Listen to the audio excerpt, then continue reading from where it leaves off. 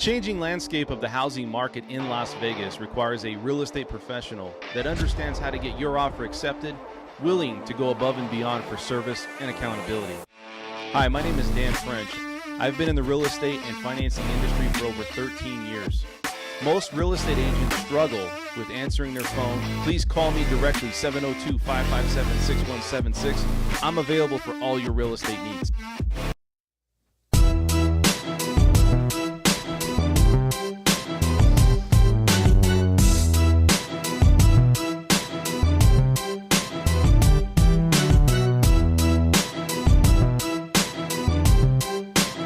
Dan's a fantastic man. He really is. Ladies and gentlemen, please welcome. And what is going on out there on a Wednesday? A storming, crazy night tonight here in Las Vegas. Pretty you guys wild. are out here traveling, or you're traveling somewhere in Las Vegas. It was tough. Last night, 60-plus mile-an-hour winds. My car flipped over. No, I'm just...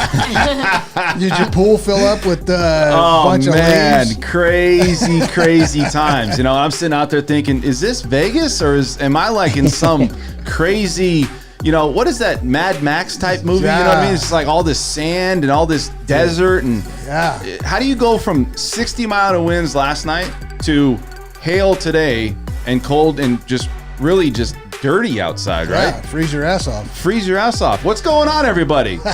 Esmeralda Lucia, what's happening? Ezzy, Hey, how's it going? Elo, what's going on? What have you been up to? I know you were at a mixer last night getting drunk, right? Partying it up. Like, I was invited to a mixer. I was there for support, and it was right. You weren't there you were there because you knew the support you needed was sipping back the old grandpa's cough medicine. Yeah, it was a different crowd, but you know, it was a good networking event. Yeah. You know. And so we got Duggernot back. What's up, buddy? How are you today? Good. How you doing? Good, man. You were hanging off the roofs today, right? I heard. Yeah. Icicles and things, right? Little snow, little hail. Yeah, little things going on. Yeah, so what's going on with your world, man? Oh, not much. Shout out to, I went to lunch today. I've never been there before, but it's called Juan's Flaming Fajitas down in Henderson. Juan. You never Yeah. been? Dude, No. That is did the you best. meet Juan? I No, want to know. I didn't. No, You didn't meet Juan? No, I did not meet Juan. Man. No, we went there with some friends, some old colleagues that I worked with at the county, and an old timer I worked with back in the '90s, and so it was a good lunch. Yeah, really good. Yeah. Good food. I want to say this, you know, you go to Juan's Flaming Fajitas, but a lot of these Mexican, or I would say the restaurants, right? Yeah. You can judge that by how good their margarita is. Is that true or not? I don't know. I had an Arnold Palmer. Okay, so you couldn't. But No, I had to go work. I'll always remember this. When you go to a place, my girl took me up to this place. What is it called? What is it? Lindo? Lindo, Michoacan. Yeah. Oh, yeah. And it had this Follows view of the strip, and I'm sitting there thinking, man, you know, it's a great place. It's good. Is that the one out on Horizon Ridge? Yeah, it's out on Yeah. Horizon Ridge, so it has a view of the strip. And I'm sitting there thinking, Yeah. man, this is a great view, right? Yeah. But it's like, it was good food, but until I got that margarita, all of a sudden it changed to being an excellent restaurant because I'm telling you, yeah, it's Good margarita, huh? You got to have a good margarita. When I go to a restaurant like that, you Right. got to have a margarita if I go to a Spanish or Mexican restaurant. How about Yeah. you, Chris? What do you think about this restaurant thing? Like, do you go out to restaurants? Do you drink at restaurants? Like, what do you do, man? What's your favorite restaurant? Yeah, I'd take it, I guess, to another level. I don't. Really? If I go to a Mexican restaurant, I don't want to hear rock and roll. I think the vibe should be everything, right? You want those mariachis? Yes. If I go to an Asian place, I don't want to hear like Britney Spears or pop. Yeah. It's the vibe is off. Right? That's what I'm thinking. It's like you got to go for a vibe. Like if you're going, Yeah, you got, it's all got to match. It's got to match. Yeah. You know what I mean? The culture, right? Yeah, everything has got to The match. culture of it. Yeah. What's your favorite food, man? My favorite food is, I would have to say, I'm meat and potatoes, man. I like my steak. I like a Yeah? good steak. Do you? Yeah. Dude, I'm That's my a favorite. red meat eater. But I am. I am. So steak. Yeah, and I got to say that, you know, there's some pretty good steakhouses in town that we've been to, but you know, there's others, you know, that I like sushi, and I like the Mexican restaurants, and I like, you know, that, you know, but I'd say my favorite. And actually, probably one of my favorite steak restaurants is down there at the M. It's a Marnell's. Oh yeah. Yeah, that's probably been my favorite so far. Okay. Yeah. So let's get into the show. All right. I will say this. First and foremost, thank you guys out there for tuning into the show if you're watching it. And if you guys like the content or just like us in general and you want to work with us, all of our contact information will be in the comments section. And like the button, subscribe. We're here to create raving fans, right? We want raving fans. We need right? the yes, thumbs, we need thumbs up. We need. Oh yeah, there's a thumb up button. Yeah. I think that's. I don't know what that means. I think it's like, yeah, The you're like, doing a good yeah. job, Yeah, I guess, right? No, it's just played. So today we're going to talk about what's going on with Wall Street. Wall Street keeps snatching these homes up. We're still at a low clip, all right? We're less than 10%. Last year, we saw this happening, and we're now at 40. It was 40% of a home increase at our peak nationally when the pandemic started. We've obviously come down. We saw it was at 468 nationally for homes. It was at 480 here. So, but yet they still have big investors, hedge fund investors. And if you guys don't know what that is, it's these investors that pull money together to buy assets, right? Different types of assets. They're buying, Blackstone was the biggest culprit. They were buying tons of homes. And what they're doing is planting their money, hedging against inflation, because right now there's a period where inflation was hedging higher than what interest rates were, right? So they were parking their money for that reason, and they're still parking their money to hedge against some of that. But what does that do for buyers out there? And are buyers going to still have an opportunity moving forward with home affordability being a problem? Because I don't think this is going to go away, because I think investors are going to continue to try to buy assets. People need shelter. They want to buy homes. So with Wall Street, let's talk about that situation. What do you guys think? I'm going to get your opinion on it. So with Wall Street, do you think that this is a problem, or do you think this is just another article out there, a news article that people are saying, well, or not just people, but just saying that, hey, investors are buying. Is this going to go away? What do you think, Esmeralda? I don't think it's a problem. I think it's good for the economy. We always want momentum in the real estate space, and the hedge fund is not something new.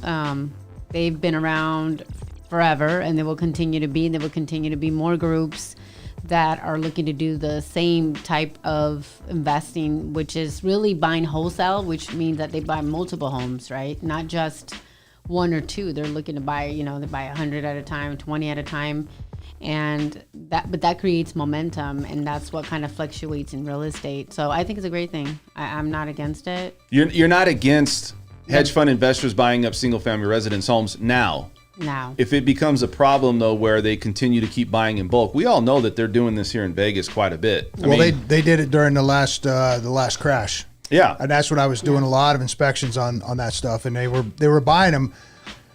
From what I understand, they were buying them for like $20,000-$40,000 a piece. And but they were buying them in bulk and And they're wholesale buying them and in short bulk. sales. Yeah, but that was a while ago. They're right. Today, let's Right. talk about today. Yes. Today they're buying them, and they're buying them still not, I wouldn't say at the same capacity or pace. They're still buying them and planting their money. Why do you think, what's going through the mindset of these hedge fund investors and the people that pull the trigger or make these decisions on why they think, in my opinion, it's because they're hedging against inflation. It's a way to plant money. And if as the market keeps going, they may continue to do this. But why do you think that they're doing this today? That's the question. I think it's so they can control the housing market, to be honest with you. Because when you start mentioning people like BlackRock's got their hands in just about everything. Right. And from just about everything. And so I think the more they can snap up, the more control they can have over real estate. And I think once they have the control over real estate, then they can dictate what the consumers can actually buy and what the price is. What's your opinion on it, though? Do you think it's right, or do you think it's wrong that they're doing this? That's the question. I think it's wrong. Why do you think it's wrong? Because it's at that point, it's not a free market. It's the Wall Street gang that is actually working within the hedge funds and eliminating the consumer from actually buying. Yeah, but it's only 10%, though, and I'm not trying. But Well, it's 10%. It's 10% right now. I mean, it's 10% right now. But if they get their wheels into it, I think it could actually be more. There could be more control over the real estate and going forward to where they control, like say they control the agents, they control the the buyers. Right. They have control over just about everything. Don't you think we're heading there now where you got artificial intelligence, you have all these things happening? We are. Right. I already feel that it's not there yet, but not yet. do you think they're going to have that much monopoly? Because you already have big companies and corporations like Zillow. They're trying to do that. I'm sure Realtor.com, places, big entities like that. They're trying to monopolize the market, right? They're trying to gather. They're trying to just eliminate real estate agents and all kinds of things. Why do you think? I mean, Blackstone. They're buying these homes. Why would they? BlackRock, Why would they sit there and go, well, I don't think I'm just going to stop.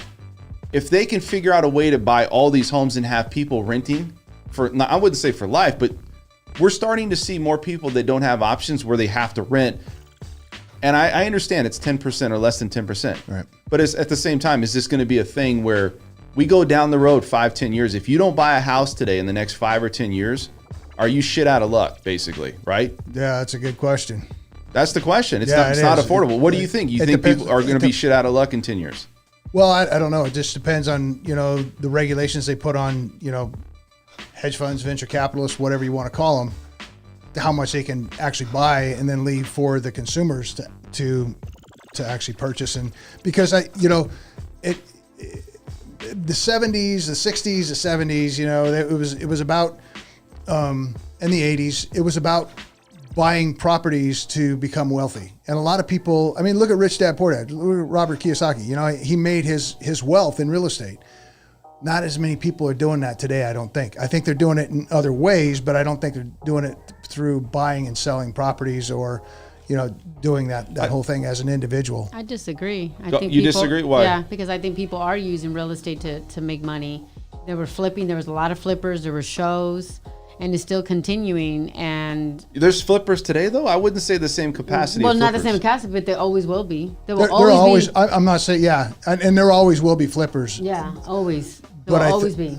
What But about you? I think Go the ahead. growth. I think the growth is when you're at $460,000 for a median price. Well, not anymore, but Not that anymore, was but- that was at the peak. Right. So what are we now? About 415, 416 for Okay, national but we're still average. at 4. Yeah, we're still in the fours. But think That's- about how much we've dropped. I mean, in a short window of time, we're down 37% year over year of December of last year. Chris, I want to ask you a question. So, what is your opinion on this? And do you think this is right or wrong that you have investors come in and using taxpayer money to buy up some of these properties or many of these properties, and then also pushing out the middle person or the average family possibly going into buying a house? You think this is right or wrong? I don't have right or wrong, but as long as it's lawful, right? There's a lot of people who don't realize that when they put their money in the bank, it's called fractional banking. Yes. And what they can basically do is for every $1,000, they can loan it out 10 times. Yeah, right. So for those that don't know that, that's what banks do. They're in the business to make money. They're in banking. That's what they do, right? They take others' money and they leverage it, and then they make interest on it. So it's a beautiful way to run a business.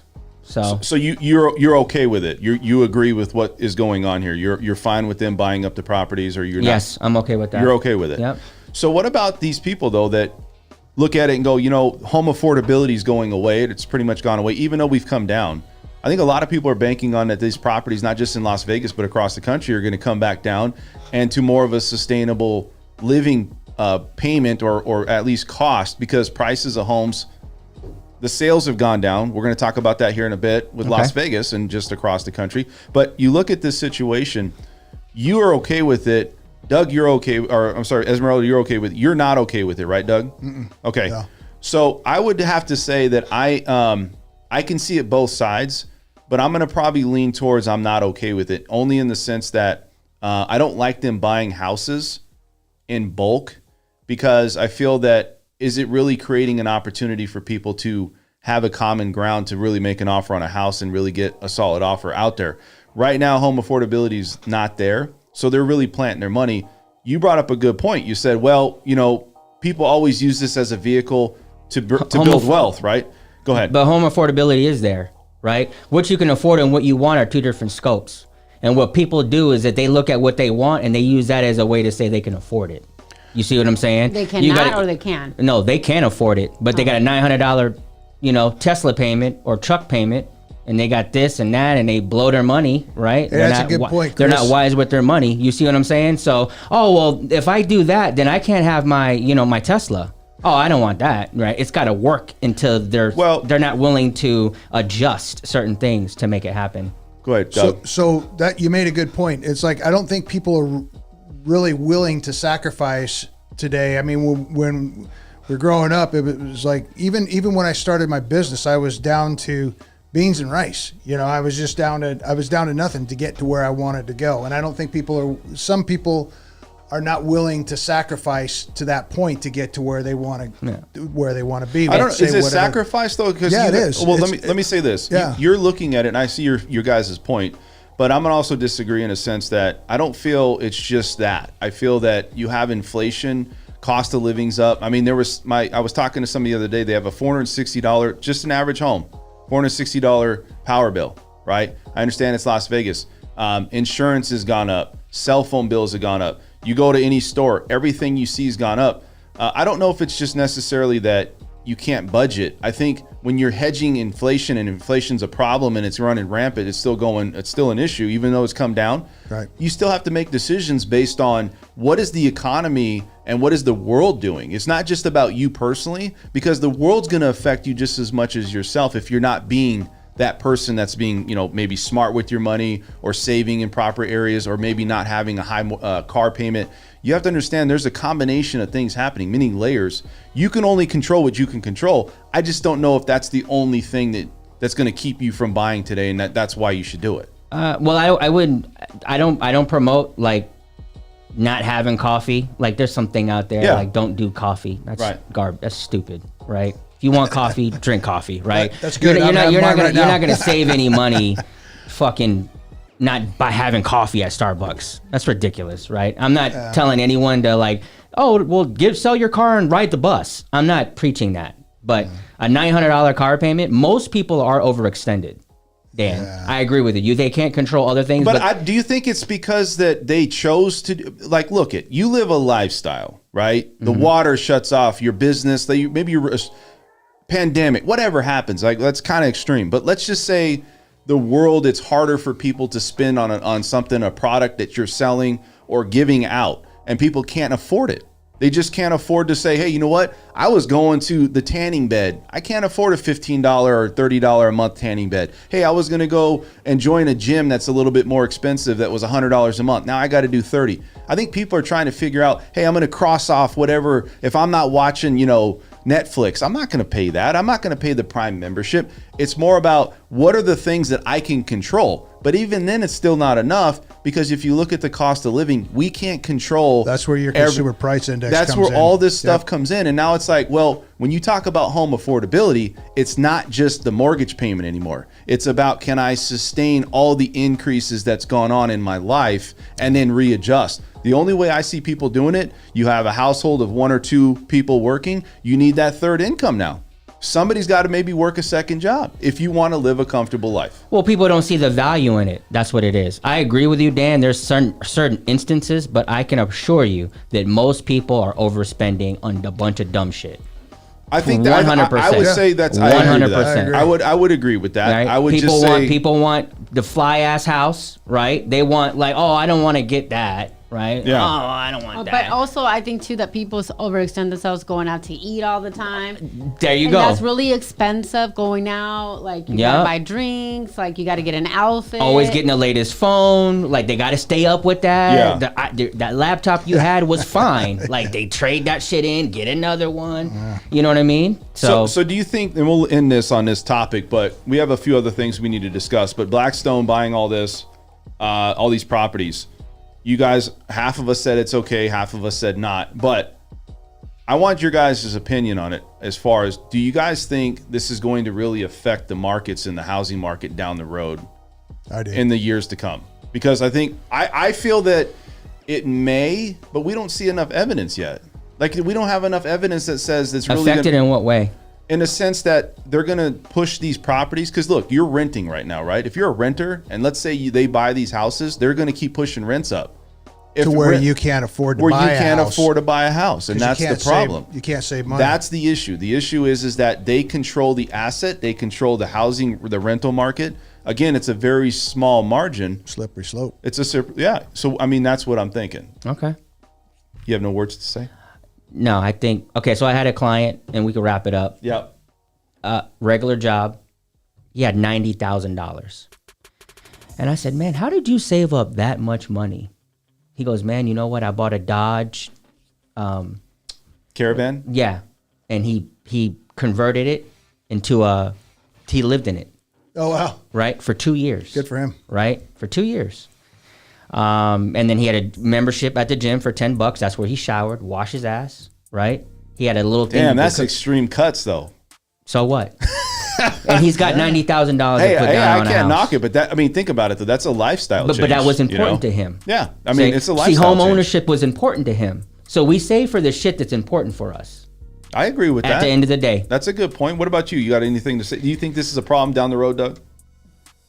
A real problem. Like you think people are not going to be able to buy a house? I think it'll be a problem at some point because what they do is they put the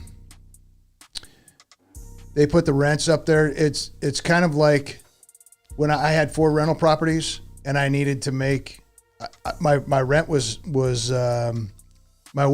affordable, but when it came down to it, the people that actually own the houses could actually call their own rates, and they kicked me out of the rental market that I was in the communities I was in because I needed to make a certain amount. So they got their rents at half the prices that I was at. They got their places rented out, and then I think with what we see with BlackRock or Blackstone, whatever.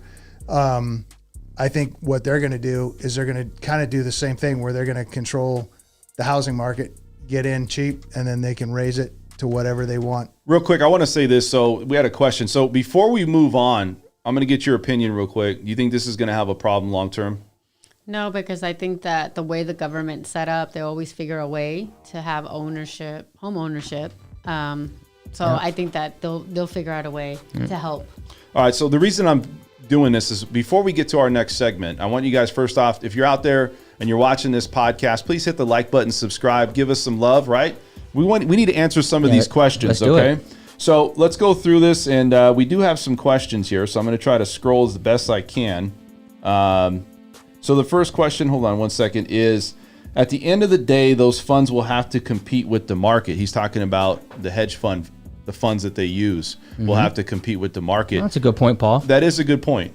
That's a very good point, and that's something we didn't bring up. So, Paul, thanks for putting that input in because it makes us maybe analyze this a little different. And I agree with Esmeralda. They can't buy everything. Yeah. I don't care how much money they got. They can't buy all the houses. Absolutely. Also, we got Slot Kid says, "Mom and pop investors still exist. I have 42 doors and feel confident. If a deal comes, I still buy." Hey, you know what? Listen, if you know how to make money as a flipper or as an investor, you probably know more than we do, right? Yep. We're not doing that. I'm not in the trenches out there figuring out what the cost is per door, what my return on investment is. So I agree. As a whole, though, I would say that many of these investors that we've seen in the market are sitting on the sidelines. They're staying pat. They don't know if this is going to give them the returns that they want because there's a certain margin. Some people are good with making $5,000-$10,000 on a house. That's just it. And some people want to, or even a property or building, or you know. You talk about doors, and I mean they were going for $20,000 a door back there in the 2010, 2012, whatever. Now they're up to like, what are they, $75,000 a door? I believe it is. $75,000 to $80,000 a door. I believe it is. Yes. So if you could get in at that time, then you're actually controlling the rent.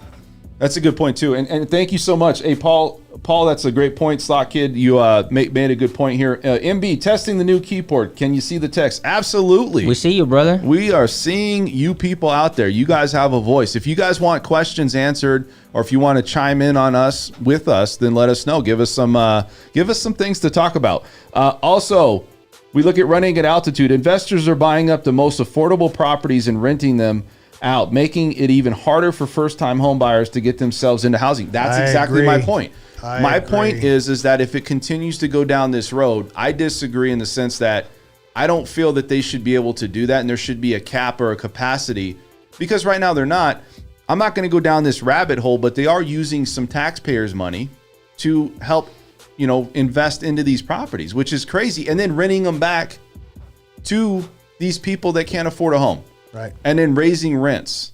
Where does it stop? You got to have, everything has to have its course, but everything has to have also a cap or a limit. You give a hedge fund investors just, free reins. Yeah. What do you think is going to happen? Also, Paul, he said that's a bit extreme. I think that was about your comment about saying that you're going to go wash at the gym and then drive a Dodge Caravan. Yeah. He said that's a bit extreme, but like you said, man, That was important to him. Yeah. I'm not even advocating for anyone to do that. I'm just saying what's ever important to us, we make a priority. Absolutely. So let's keep moving. All right. We all agree to disagree, right? It's okay. I like it. I like the content, and I like the information that you guys are providing. So I want to talk about Mark Davis recently in the news sold his $10.5 million home. I guess it was up in Summit Club, up in Summerlin. Yep. And we had a speculation he was moving somewhere else. Maybe he went over towards the Raiders facility, right? So he can just literally shuttle over. He doesn't have to. He wakes up. Maybe he walks to the facility. We don't know. Maybe he's living in Inspirata or I don't know, somewhere over there.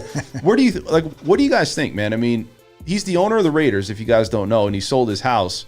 What do you think the motive is? To get closer to the facility? Well, it says that he took the money. Well, I don't want to say took the money, but how much did he buy it? How much did he buy his house for? He paid 5.3 for it in just 2019.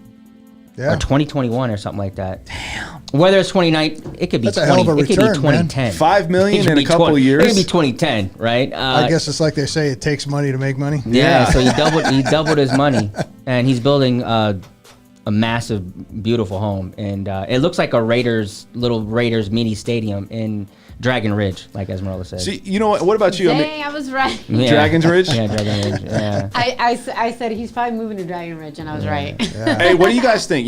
First off, where do you think the quarterback for the Raiders is going to land? Everybody says the Jets. It's been in the news, so I just want to bring this up while he's here. Where do you think he's going to land? The Jets possibly. They're trying to see if maybe a swap for Aaron Rodgers. I don't know if it would be called a swap because he's a free agent, but Aaron Rodgers coming here. I don't know, man. Do you think that's gonna? Aaron Rodgers.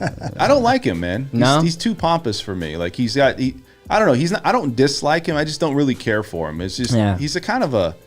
I don't know. It's just somebody I wouldn't want to hang out with. He'd be like, oh, you know what I mean? It's like I know everything. Like everybody's always like kissing his ass and. You know what I mean? I can't deal with people like that. Yeah. We all don't know everything, buddy. Get off your soapbox. Yeah. Your ego. Your ego. So, right? But let's talk about the Raiders. Okay, so the Raiders are in the market for a quarterback. Do we go get a quarterback or do we draft a quarterback? What are your guys' best opinion on that? We've been losing for too long. You got to get one that's already proven, or it's got some type of record of showing that he can win. Yep. History. Yeah, but look at some of these young quarterbacks coming in, man. You got one that was Jalen Hurts. Is that his name? He was in the Super Bowl. Yeah. He's only been in the league a couple years. I mean, I think you have to fall into the right system with the right coach. And it doesn't matter the years of you been a quarterback. If somebody understands how to teach you and you understand the system and it fits your personality as a quarterback, but the Eagles are man. A good team. Yeah, that's what I'm saying, though. Our team is not good. Well, I don't know. I think our team's, I would say they're a little bit better than mid-pack. Wouldn't you guys say? I don't know. You don't watch football. I don't watch it too much. You don't watch it too much. I don't follow it. Nope. No. Nope. You don't have I an lost opinion. interest a long time ago. Oh. I know why. I'm not going to say why, but I know why. You know why. We're not going to get down that topic. Okay. But I'll just say this. Doug's a past military Marine, so you guys put 2 and 2 together, and we'll move forward, okay? Yeah. Esmeralda, what do you think about this? What do you think? We need to draft a quarterback or get a new quarterback or what? We definitely need a new quarterback. I think we need fresh blood. I think we need somebody that's excited and wants to win. And, but I think everything is important. The team, the coach, just everything. I mean, when you think about football, you think about the team as a whole, but the quarterback is a big part. He's the biggest component. Yeah. I wouldn't say the only component, but he's one of the pillars, right? Yeah. And I'm not saying defense isn't important, but let's be honest, they've already really made the league a offensive league. You know, so if you're a defensive person out there, I'm sorry to say, quarterbacks are going to always run the ship. You know, and that's unfortunate for people out there that are not a quarterback. But I think we should draft a quarterback. Screw all these other quarterbacks, man. Bring somebody in that's got some, you know what, some underneath fortitude. Cojones. Yeah, Some that can come in and take over the position and make things happen. That's what I think. I mean, you don't disagree, right? I agree with Chris. I'm gonna tell you why. When Tom Brady, they moved him to Tampa, it was a proven right there. Like, they won the Super Bowl, and then they recruited. He knew what team players to get, and they got them too, and they won. It was like taking candy from a baby. I mean, I know he didn't do that great last year, but that's just a proven point. It matters. Yeah. Well, experience and you know the game. So, Doug, what do you think about that? Doug, what's your opinion on the Raiders side? No. The Raiders. No. Yeah. So let's talk about YouTube. So YouTube's in the news, and they got the MSG sphere. That's the biggest sphere, I guess, in the world now. And if you look at it, man, it looks like a big world when you look at it from the east side of the strip. Yeah. It's like it literally encompasses the strip if you can look at it from a specific angle. YouTube is going to be the highest living, grossing, performing artist band that's going to be getting paid $1 million per show. I think that's pretty amazing because they even beat out Adele. You talk to me about what you said about Adele, the singer, right? She demanded $1.2 million. Damn. Yeah. And she got denied? She didn't get that. From what I heard. Damn. Lady Gaga, I think it was 800,000. Bruno Mars was also $1 million. Do you guys go to shows? Like, are you guys show people? Like, if you had YouTube, would you literally pay $200-$300 to go see that? I'm a YouTube band fan. I am all the way. I would definitely go. Yeah, I think YouTube. You'd go too? Yeah. Would you? Yeah. Okay. I would. Let me say this, and I'm going to put you guys on the spot. When's the last time you guys went to a show on the Las Vegas Strip? God, it's been A years, show like actually. what? Comedy or Any show. Like, let's say anything that is a tourist attraction that you're like, I'm going to go out and take a look at I that. went with my sister Yarixa. She took me to the Rio, and I went to the show there. That was in what, November? I thought you were, that was like in 2006. No, it was in November, and you know what? And it was way better than I thought. It was actually good. Yeah. What about you? It's been a while. Yeah. It's been a What's while the for last me. show you went to? I don't even remember. It was our friends used to come to town, and we used to just do the shows. And I don't even remember what show it was, but we went and saw something. I think it was one of the where they had the five. I forget what it was. Crazy Horse 3? No. No, it was like where they had like Elvis, and they had all the impersonators. Oh, okay. Yeah, it was when all the Marines got together and we all, had some beer. Yeah, right. So what was it again? I don't know. It was what they did. All the impersonators. They had Madonna, Elvis, Elvis, Michael Jackson. Yeah, exactly. Yeah, they had those. And It's called The Legends. The Legends. Something There like you that. go. Yeah. That's it. Yeah. That's at Imperial Palace. Yeah. Or the well, Link. it was. Yeah, Imperial Palace. Yeah. That's Yeah. not around no more, right? Yeah, it's the Link now. Yeah. So what about you? Where's the last show you went to, man?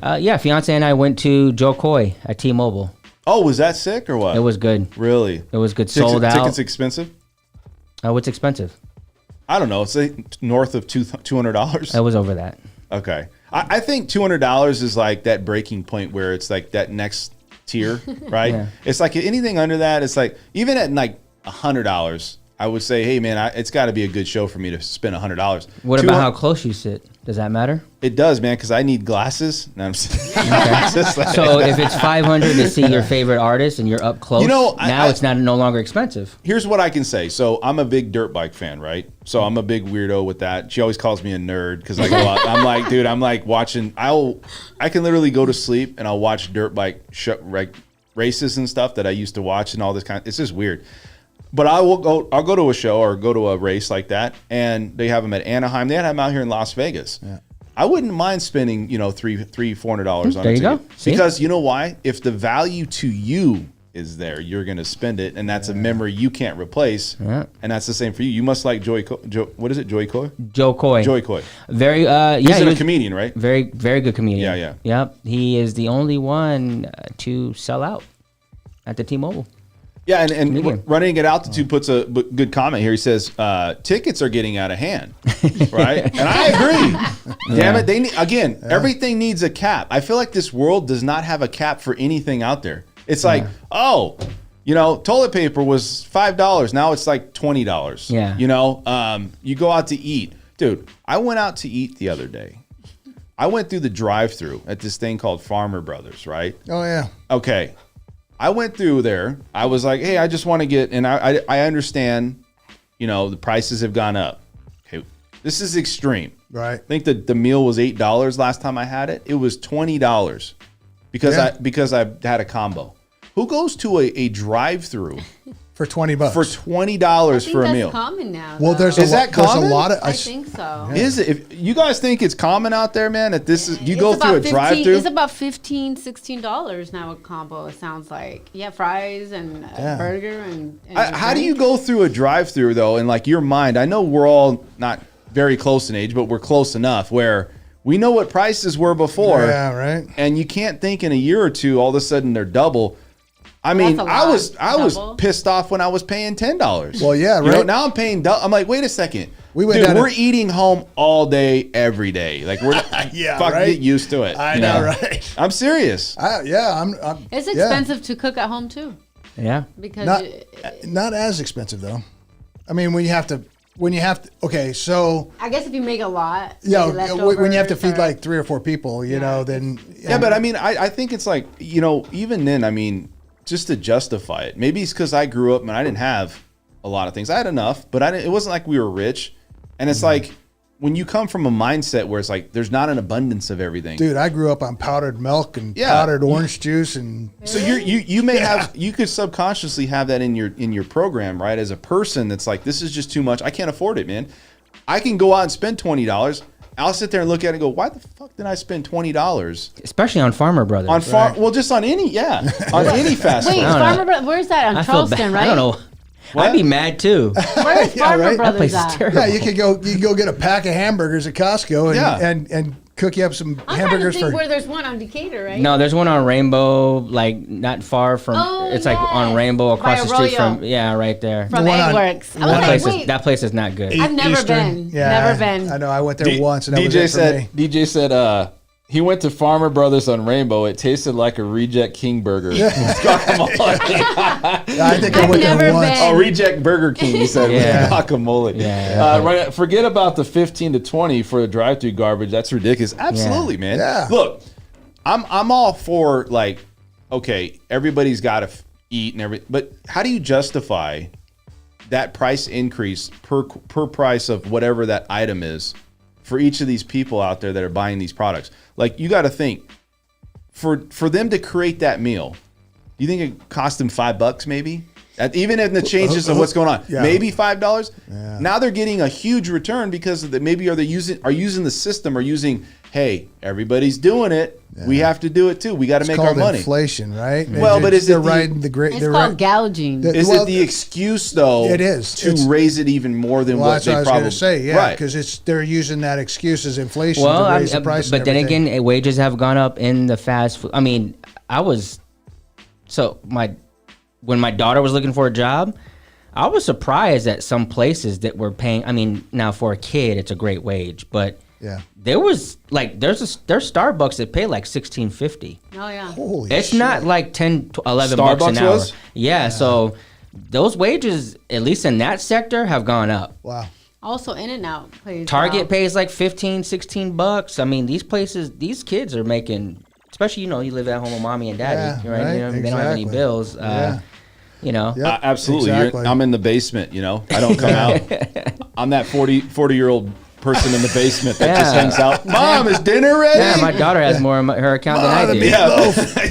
So my daughter, let me borrow Will some Ferrell? money. I'm right in the middle of what's that game that everybody plays? Call of Duty. I'm right in the middle of Call of Duty. Can you bring my food up, whatever it is? Please Yeah. bring it down. Right? I mean, that's what some of these people. So they do offset that cost for the wages of the workers. I don't know though. I think it's like they're using it as an excuse for a lot of these companies. Like there is some things like we probably aren't getting But how long are you going to use that excuse? Like at No, some but point, leases go up too on businesses. well, that's what I'm saying. It's going up too frequent, too fast. How do you go from 1 year ago, year and a half ago, it was like at $10 or $8. All of a sudden now it's almost at $20. Like that's too quick, too fast. Yeah. You even in inflation, if you have a progression of things that's happening where you see inflation numbers increasing slightly, you start to see the uptick. It can't go. It's not like the housing market it did in pandemic where it went like this and it went straight up. It's you would see a nice dollars in circulation going up. That's the problem I have is a lot of the stuff we're buying today, it's way overpriced, and I think some of these employers are using it as an excuse to make more money. Okay. I feel that. What do you mean? You don't feel that way? Yeah. No, I don't. Right? I'm always going to look I don't always look at it as a consumer. I'm always going to look at the business side first. People will pay it.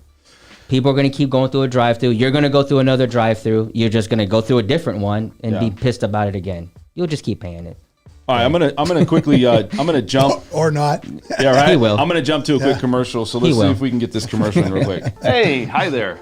This is Dan French. You guys know me from podcast, the French Workbench podcast, and I just launched a new channel, The Sound Off. If you guys want to work with a realtor that's had experience, not just this flash, realtor out here that's putting out videos and then works through the process of getting internet leads. I'm somebody that's been in the trenches. If you guys want to start with a realtor that has knowledge and experience over 15 years, I'm your guy. I'm your go-to realtor here in Las Vegas. I'll roll up my sleeves and work hard for you. Please check out lvhomeprofessionals.com. That's a great place to get started. So there's a lot of problems out here with people looking to buy a house. And when they look at inflation, they look at rates, it's really hard to justify buying a house today. I'm here to help you, guide you through that process, and really make you understand what's happening in this market and pass the ball to you. We just had a bunch of people jump on right there after I got that commercial going. Did you guys see that? Nice. Yeah. I'm here to make big bucks in your pocket. I don't know. You guys heard that commercial. Anyways, let's keep going. So, anyways, I appreciate all you guys out there putting comments All the participation. and all the participation. And as we keep going, we really want you guys, we're going to try to, make you a part of the show, man. And that's what the whole point of this whole podcast thing is to bring people on and get their opinion, because they may trigger something that we don't talk about that may have a better point than we're talking about. 100%. And that's why we're looking. We don't have all the answers. And a lot of times we get a lot more information or better answers from people that are putting this information because they're dissecting us and looking at, this is a good topic, but guess what? I have something else to add to it. Sure. Yeah, that's what we need. Yep. So anyways, let's keep moving. Las Vegas, and let's talk about what's happening with the Las Vegas market as far as the start of 2023, where we're at year over year, and what's contributing to this and where new home sales are at.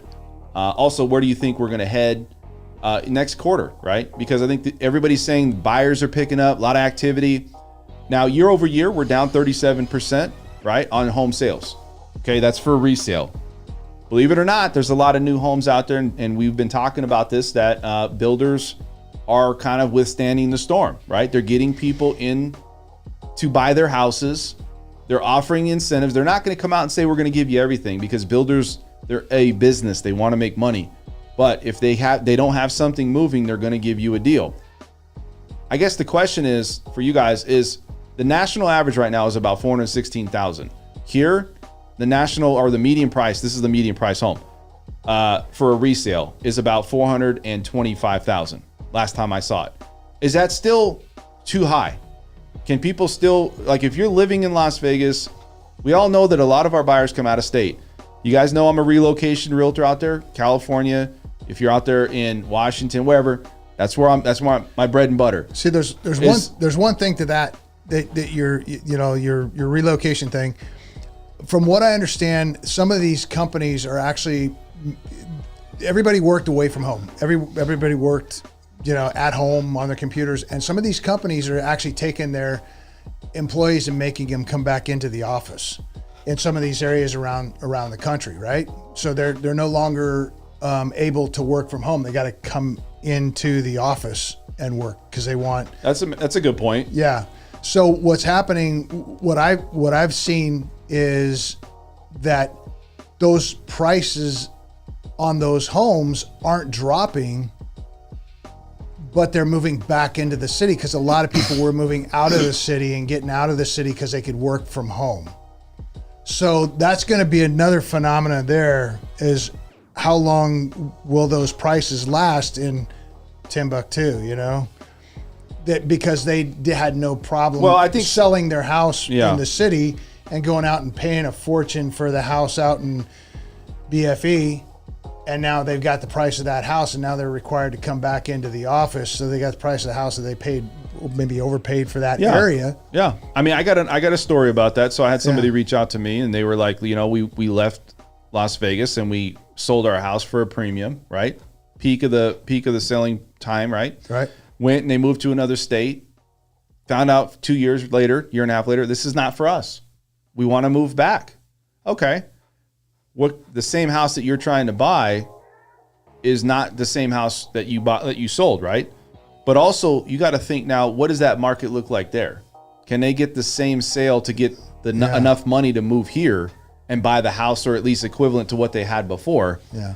And I think that's the real issue. If you leave, Vegas is not like that. Hey, I'm going to go to Vegas and I'm going to save a bunch of money because I'm buying in a cheaper market. Not anymore. We're not that much cheaper than a lot. I mean, listen, we're cheaper to compare to the East West Coast, but we're not cheaper than a lot of these other cities and states out there. So, I mean, look at Colorado, right? Yeah. Colorado's just through the roof. Yeah. Places in Montana, they're through the roof. East Coast is really expensive in some areas. Coast. Yeah, like New York, and you got Chicago, and certain areas are really, really expensive. You got California is expensive. Yeah, so I mean, so let's go back to this part of it. So we know that we've dropped 37%. This market has slowed at the start of 2023. What is your opinion on this housing market right now? Do you feel that this housing market is going to continue to come down, or have we really kind of bottomed out? Because there's a lot of people, and I want your opinion on the fact that from information or things that you've either been a part of or witnessed or stories, because everybody out there is waiting for a timing thing. Like, hey, it's still going to come down. We know rates are going to come down. Rates went back up to 7% or close to it. They teeter-totter. Esmeralda, for your position, like, what do you think is going to happen? Do you think we're going to start to pick up the second quarter? Buyers are out there. What is your opinion? According to statistics and what I'm seeing in the field, as a sales executive, is third quarter looks like where we'll see a influx of homes, right? So that means there'll be an increase, and so we're looking like the end of spring, summer, from what I'm hearing. I think it is going to change. I think it's going to fluctuate. And I think there will be more momentum if the interest rates can tamper down a little bit. I think that's what the problem is right now. That's just. Do you think this I is? I don't think they're going to, though. Yeah. Do you think that's the problem? That's the problem. Do you think it's an overinflated market still? Like, you think this is? I think it is, but I think that because we still don't have a huge amount of homes listed. So I think that because as long as we have that, there's always going to be a demand for a home here. So if it's not going to be the local people buying it, it's going to be people out of state. That's just my opinion.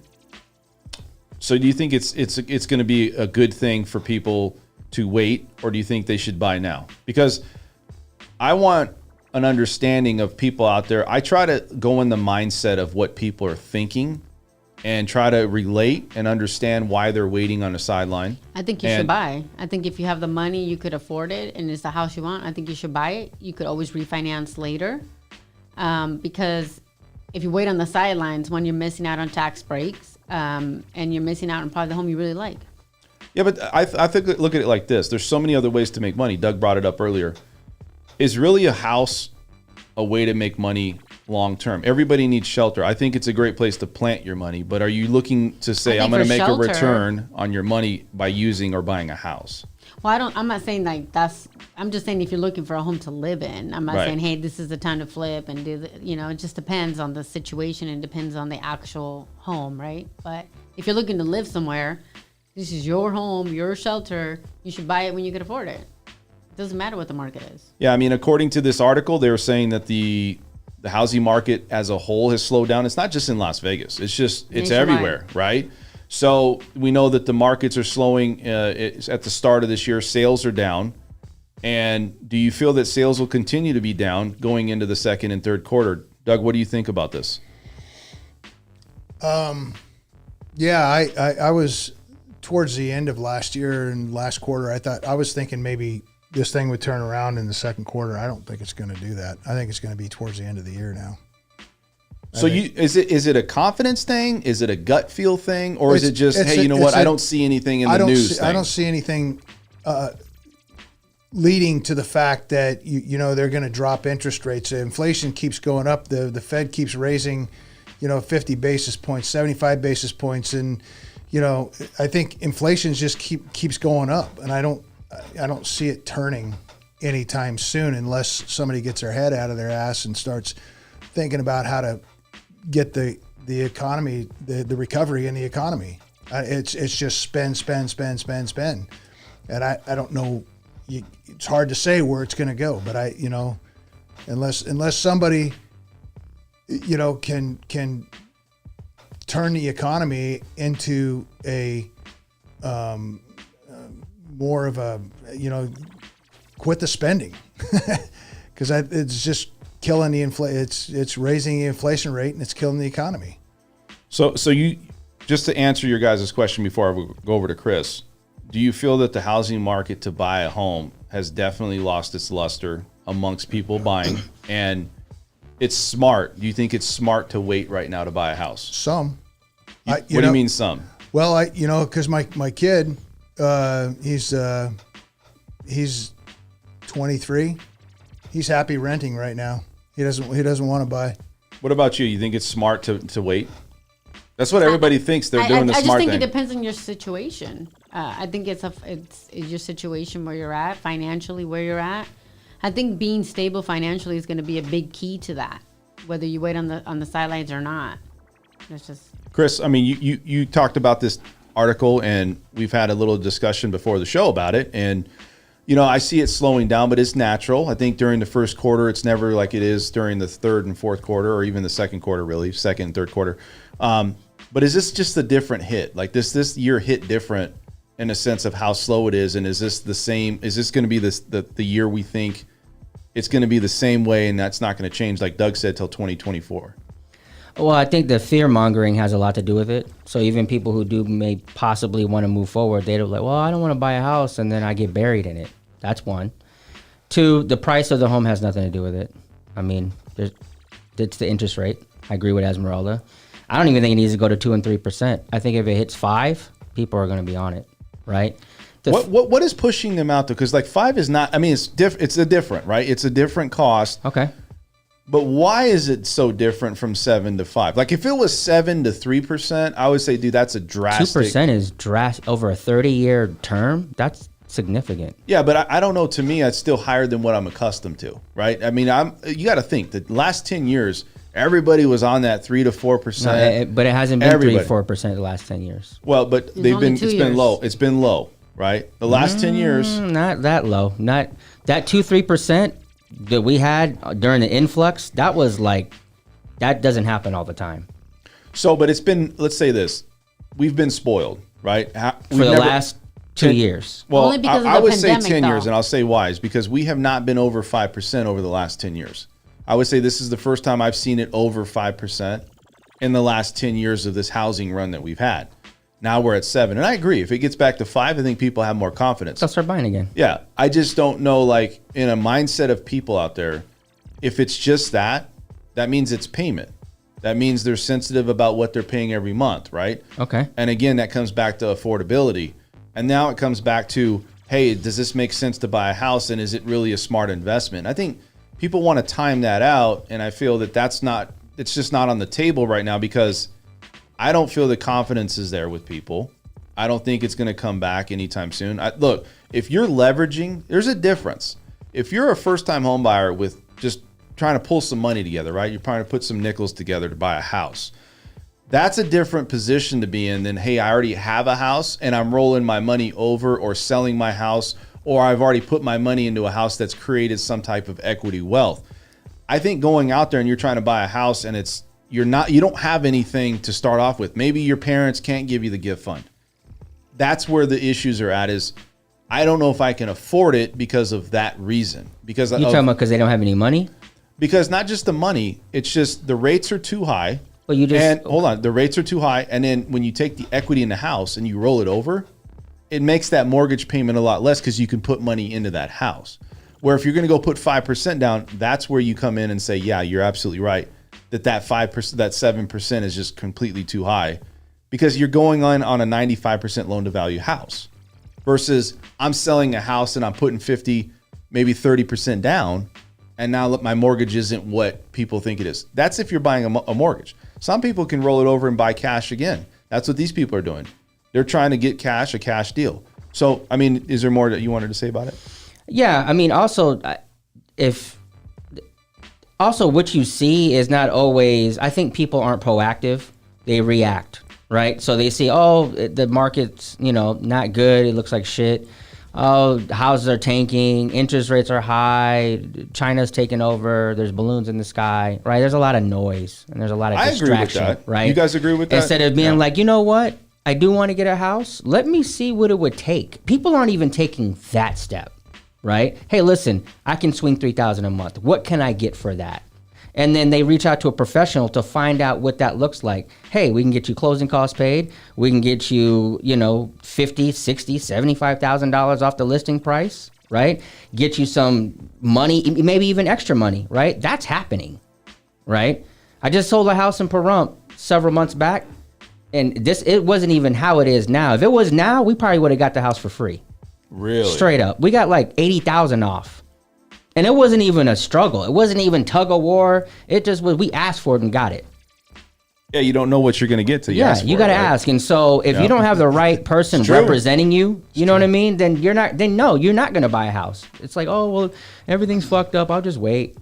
And you know what I mean? Most people That's are like how that. people are, you know what I man. mean? People are either going to make something happen. Buying a house is probably not only the biggest expense you'll have, but probably the most emotional experience you'll have. Oh, as well. 100%. And you need to have a realtor that can manage that emotion, right? There's three people. People who are going to make it happen, watch what happened, and don't even know what happened. And that's it. What category do you fall in? Hear no Absolutely. evil, see no evil. Yeah. I mean, you have some great insight on this. So, I agree with some of the points that you made. And I agree with Esmeralda, and this is not just to be, but rates are the driving force behind people's psychological position, right? That's what we're looking at. It's going to continue to be that way as far as rates go. So is the market. So I don't see it changing this year. I do see buyers coming back in the market. I see activity, but let's be real. I'm not going to sit here and bullshit people out there and be like, yeah, we're all realtors and it's killing it. And everything's, look, man, we all get it, right? People are out there. They're skeptical about what to do. And the rates right now are unfavorable. So people are still buying. They're just not buying like they were. And the ones that are buying are the ones that have some type of leverage, in my opinion. They have some type of something, right? Rolling over a house, whatever it is. So anyways, you guys have any other last thoughts? Anybody? No? Esmeralda? I want to bring up one thing here. Esmeralda, you got anything? No. So I want to bring this up. There was a last article here, and I want to talk about this before we end the show. By the way, everybody out there, thank you guys for tuning in. Trying to look and see if you guys have any questions. Let us know. Hit the like button, subscribe. We're trying to grow the channel. Doug, I'm going to focus on this, and I know that you guys have this. You guys have seen in the news that with Biden and Putin, right, that's in Russia, that he signed a national arms treaty to, I guess, release him, their country being a part Release him from NATO. From NATO. Now he can potentially go, and there's nobody going to be governing any of his, if he has any type of weapons or any type of just anything that maybe they were looking at towards his direction, right? You guys think this is going to be a bigger problem than what it is? Because there's a lot of news out there. No. I mean, they're talking about, the national arms race, the big thing that happened in history, right? Yeah, they build it up. Yeah, Reagan's. Yeah. I mean, so is this going to be a thing, or is this just another thing in the news? No, it's a fear tactic. Yep. Is it really? Yep, I believe so. Because you're military, man. Yep. Yep, I believe it's a fear. It's even a fear with nuclear war out there and all these things, nothing. They're trying to build up I believe they're trying to build up the scenario. Nobody wins a nuclear war. Nobody wins. I mean, Reagan. Yeah, but it's like the gold thing. Like whoever has the most. No. Like if you create more and you can show that you have more, does it put any more weight in your? Why would Biden have gone to Ukraine on President's Day instead of taking care of the people in this country where they had the big catastrophes. You know, it's a whole, a lot of it is Smoke and mirrors? Yeah. Is it? Yeah. What about you? I mean, Noise. just noise. Noise. That's exactly Distractions. Noise. Just get something people to talk about. Yep. Yeah, 'cause That doesn't further them. Doesn't put no money in their pocket. Doesn't do shit. does it put fear into other people that you talk to? Like, does this come up? Like, if you were out there, do you feel like this would be a topic that people would be like, oh man, did you see this? This is going to be a problem. It is a talking point, but I think you have to see the reality of it. Like I said, nobody wins in a nuclear war, and who knows? NATO may have required, if they stayed in NATO, they may have required them to do something, Russia to do something. If Russia pulls out, then Russia doesn't have to abide by what NATO has to say. Esmeralda, what do you think about it? I think it's a talking point. I think it is also distractions, and it sways us from the things that we should be focused on. And there's always, the news is always going to bring up something that sounds interesting, exciting, and it's fresh and new, and that's just what it is. And we'll hear something else, and then we'll forget about that and move on. Yep. Well, that's the way. That's the way all the news is they want you to. See, some of these things we don't have control over it. So my opinion is irrelevant. If I'm scared, not scared. No, but there's you nothing I got can you do. got an opinion in the sense that it's fake. Or it's not fake, but you're not going to take it serious. Your opinion is that there's nothing going to happen from here, and it's not a big deal. Where I think a lot of people, just like you guys are saying, a lot of people think it is a big deal. I mean, there's a lot of news medias out there putting out a lot of things that people have strong belief in, and then there's others that don't. And that's the difference in the world is you go back 15, 20 years, dude, everybody would be talking about this or worried about it. And it's like there's so many things I think that's happened throughout people's life, especially in the last 20 years, right? Well, the media has Think about lost it. all their credibility. The media has completely lost their credibility. Yeah, I believe. You agree? Oh, 100%. They lie about Do you everything. do you even watch No, news? I don't have it on my feed. I don't get it on my Really? Google. I don't get any news. No. No, nothing. I don't get any news. You don't even entertain it. No. It's not about keeping your head in the sand either. It has nothing to do with that. Nope. It's a matter of having your goals and you're doing what you're doing and doing what you can to improve the life around your family or improve the life with the people that you come in contact with. But you have to be also aware, right? You have to be aware. Yeah, Yeah, I believe absolutely. you got to be aware, and you got to know what's happening, so you make But some don't let sound it- decisions. Don't let it run your life. Don't Yeah. let it dictate your Yeah. emotions. Don't let it control I don't you. have it in my feed either. I'm a I don't pro either. positive. Yeah, I don't have none of it. Well, I just wanted your opinion because I feel Sure. that some of these things like this used to be a big trigger. People used to get triggered when they hear nuclear war, they hear Russia, U.S., something going on. That's a trigger. Sure, and the thing is back then you had 5 news channels. You had ABC, NBC, CBS, and maybe PBS and something else. But now you've got so many different like YouTube channels or Rumble channels or whatever, and you can actually take, bits and pieces of what you hear and put some sense to it and know that it's, Well, I think it's Bullshit. also a fear tactic which amongst the investors, Wall Street, right? You hear negative news. What do? They retract, they pull their money, invest it in maybe some more secure assets, things like that. So I think it does play a part, not just in us as being, the masses, the local communities and people out there that are working and doing everything. It's even the Wall Street investors, and it just all trickles all the way down, right? Yeah, I think Wall Street's worried right now as well. I think our dollar's done.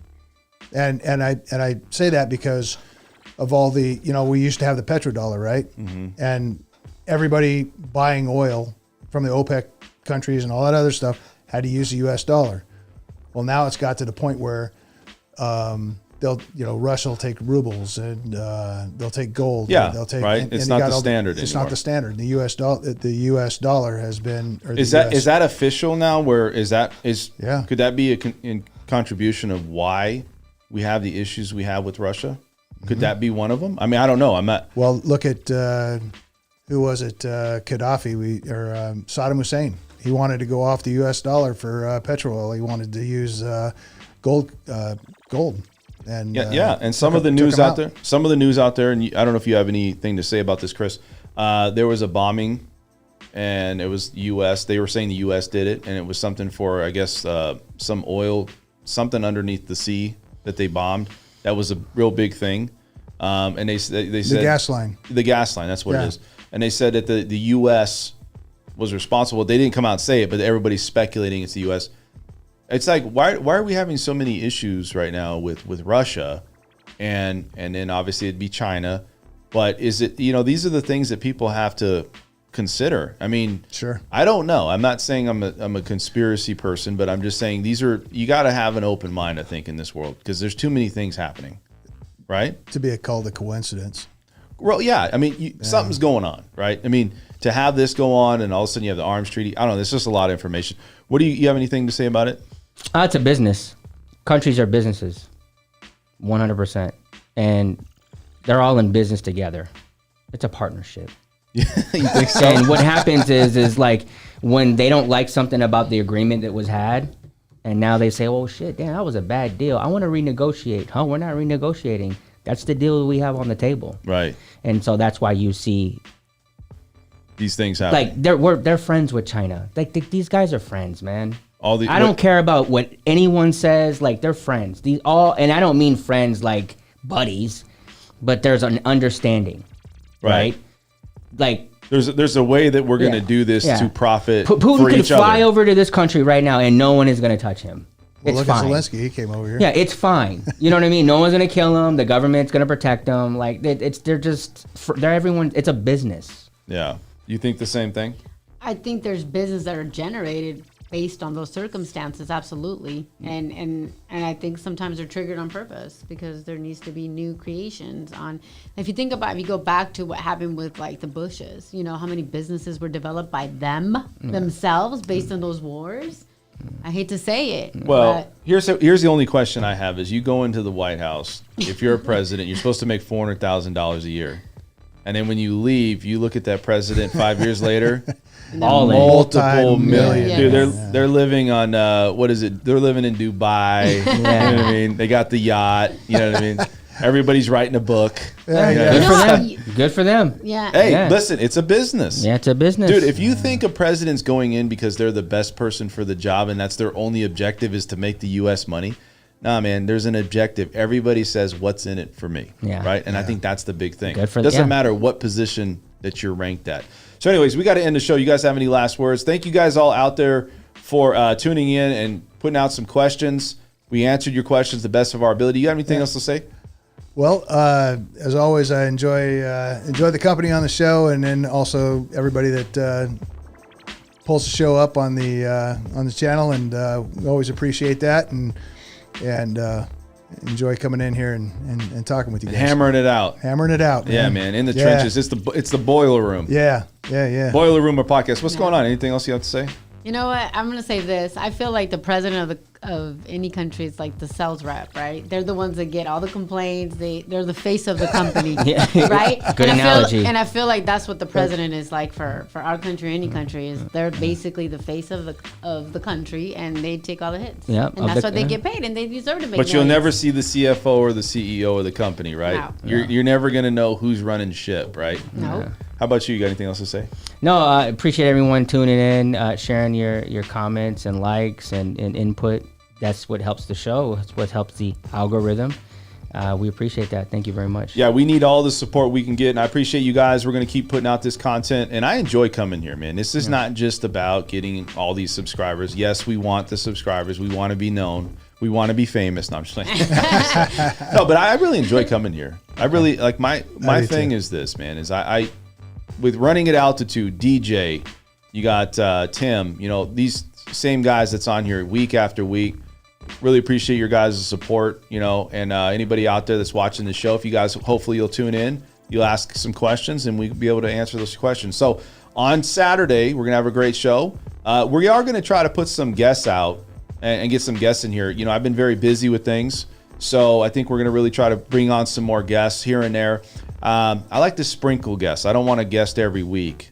Sometimes I don't want it just to be about us because we're a family now. So that's it. You guys like the channel, subscribe, and we will see you or at least Chris and I will see you on Saturday. Yes.